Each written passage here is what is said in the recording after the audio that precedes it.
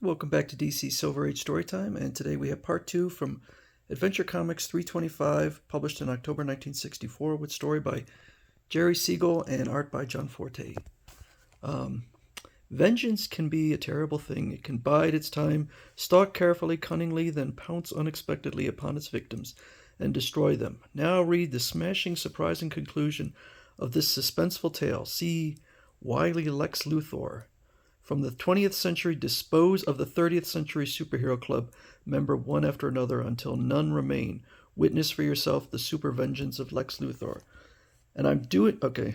Great galaxies, that evil youth is dissolving the legionnaires out of existence. And I'm doing it before cosmic TV cameras as billions on countless worlds watch this intergalactic law enforcers parade. This makes me the greatest villain of all history. The greatest. So he went forward in time using his own time machine, but he wore hair, a wig, and gave the Legion the impression that he had come forward in time prior to becoming evil, and he tricked them. And now he intends to use a weapon to destroy them all. Haha, it's child's play for me to construct this lead-encased mystery weapon now for the next step in my campaign for vengeance against Superboy and his pals. So apparently there's just kind of like fire alarms for the superhero all over the place. And he pulls it. And so Mon-El just shows up. So I guess any child could do something like that. Save me, quick, puff it back with your into captivity with your super breath. So he does. Puff. But then he also blows off Lex Luthor's wig. Righto, you've been taken, chum. Remember that dissolver ray weapon that was destroyed? So he claims that he has the dissolver ray and dissolves Mon-El. And then he flies off to continue his destruction. There is a message to more members of the Legion of Superheroes from a unexplored planet Yorg, where Lex Luthor has apparently got himself into a mix-up where he's evolving into a lizard creature. So the four of them go out to rescue Lex. To the rescue of Lex Luthor. We won't allow that swell kid to suffer a living death on an alien world. And so they chase off these lizard men, but Lex pops a pill, and he's back to normal. The talons are gone. You look completely normal again. How is that possible? And he shows them by pulling off his wig and dissolving four more. So he goes through, gloats about the legionnaires he has already killed. This time and space super console can tune in on legionnaires wherever they may be and will broadcast my voice to them. Superboy and Supergirl are in different time eras of the past, doing good super deeds. Okay, hold on a second. How does Lex Luthor, as a kid, know about the existence of Supergirl? Now, one of the things is a lot of these stories I'm doing out of order.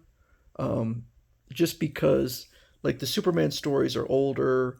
I haven't reached the level of the Legion of Superheroes, which is in 1964. So I don't know if there's a story where Lex Luthor, but this is a real continuity problem. But he's calling all these legionnaires, and they arrive, and now we have I did a whole video, and I mentioned in there that they couldn't have Supergirl and Superboy at the same time, but there they are, apparently without any confusion. I'm confused because there is either this is a huge plot hole, or we have continuity errors, because when Superman first sees Supergirl, he's surprised. So, but I can tell you, I've read further in a few more stories, and they work together more, Superboy and Supergirl. Haha, I got rid of your chums with the dissolver ray weapon. Now it's your turn to evaporate. Haha, it sure does my heart good to see the Legion get what it deserves. Doom. So he kills all of them. And now he's going to finish off the rest. He goes to this planet Rygor. There's going to be a parade once a year, Earth times, which... there's physics issues with that also. Special space television cameras cause it to be seen by billions on scores of worlds. Good. Actually, there's multiple physics problems with that. So he decides he's going to take care of them right in front of the largest audience in history, and pulls his wig off again. He tricked us. It's the villainous, not the good Lex Luthor. We haven't a chance. And dissolves them all. The Legion destroyed. What a disaster. Choke. Those gallant martyrs will be mourned forever. Blast Luthor. Like every space criminal, I wanted that glory. He beat me to it. And he just flies off. Thanks to this Legion flying belt, I'll elude all those law clods. Haha. Once I enter my space-time cylinder, I'll get far away. They'll never catch me. I did it. I wiped out the whole Legion. Vengeance is mine. But the whole Legion appears. What happened? So the four of the big four melt his gun. You're lucky we don't fry your hide too, you black-hearted, treacherous snake. When I say the big four, I mean the big three, and now it includes also Supergirl. So now we have a full-powered Legion. Some dissolver ray, you phony. Okay, so I lied. Yes, it was really a disguised Phantom Zone ray gun, coated with lead to conceal its real illusion.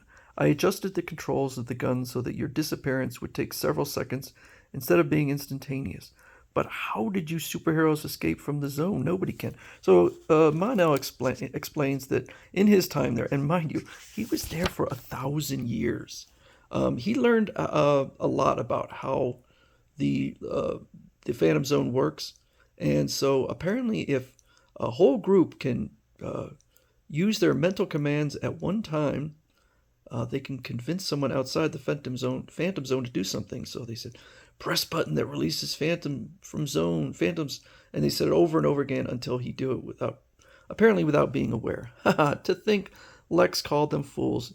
It's just the reverse. No villain can triumph over the resourceful superhero club. Bah! The whole cosmos is laughing at me. The Legionnaires are allowing me to return to my own era, knowing this humiliating defeat is punishment enough for my bruised ego.